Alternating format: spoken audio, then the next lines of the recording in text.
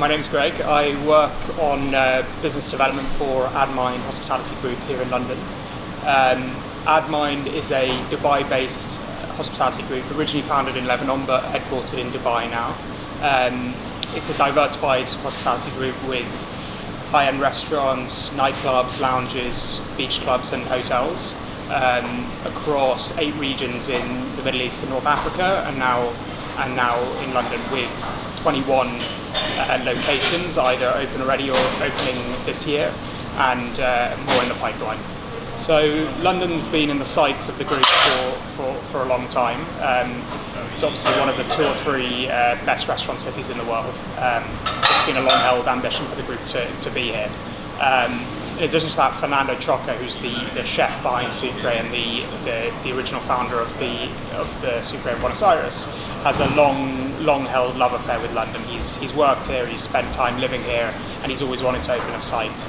And then when we found this location and we saw the building and the space, it was really a match made in heaven for the Sucre concept. Favorite dish has to be the cheese and onion empanada, so something on the more rustic and traditional side. It's an absolute killer. It's our biggest seller by far.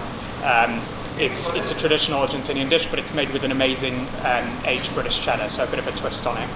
I'm eating about 1 a day. Cocktail, I'm a big fan of, we do what we call an immigrant blend vermouth. A lot of our menu is based on, it plays with the idea of immigration. Argentina, where Fernando Choca is from, is a immigrant society with Spanish influence, Italian influence, and others. And we take vermouths from 5 different countries, all of which have history of immigration into Argentina, and we blend them to create something new and unique to Sucre.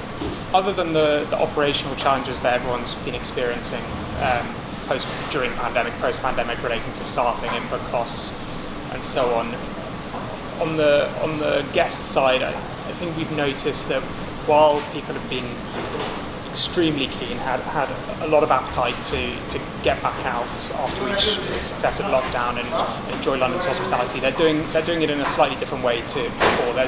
There's a bit more risk aversion about how they spend their evening, and they don't want to take risks. So we're seeing a much higher proportion of reservations to walk-ins than we would have experienced beforehand.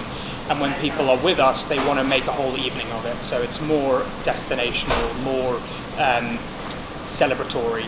And what we found is that because we offer a high-end dining experience combined with a separate bar experience and entertainment, people are keen and very happy to spend the whole evening and have a sort of diverse hospitality experience with us, instead of having to hop from one place to the next and risk not getting in or having to end their evening prematurely. Firstly, Dubai hasn't suffered some of the same challenges that we've had here in London related to the pandemic.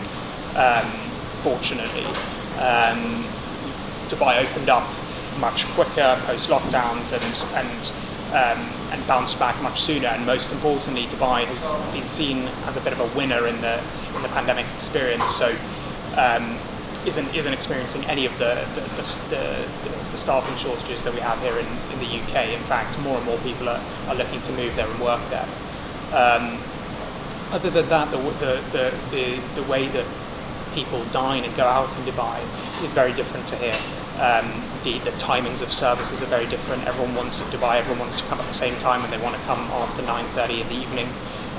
So you get much more condensed services and much later services.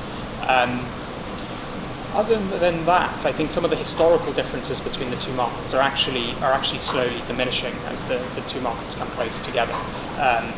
Dubai's actually been ahead of London in terms of hospitality venues which incorporate more than just a traditional restaurants that incorporate more than just a traditional dining experience, but include separate very vibrant bars, entertainment and so on. And I think London's actually catching up with Dubai on that front, and vice versa.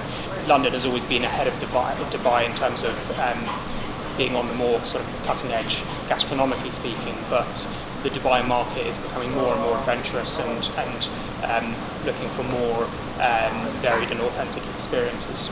Kit and the Edge team made the search very easy by very quickly getting to grips with the brief we gave them. We were looking for a number of concepts at the time, and so it took a bit of, they had to get their heads around a few different briefs and managed to do that very, very successfully and bring a good selection of really interesting sites to the table. For this side, the subsequent deal then, or the experience ended up being much more complicated than we would have hoped for a number of unforeseen reasons. Not the least being COVID.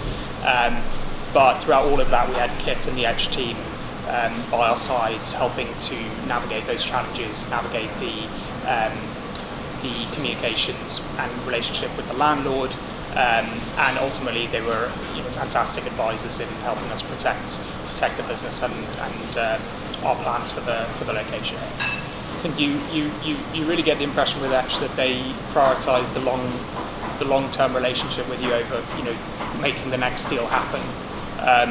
So you can really take their advice at face value, which is actually very refreshing.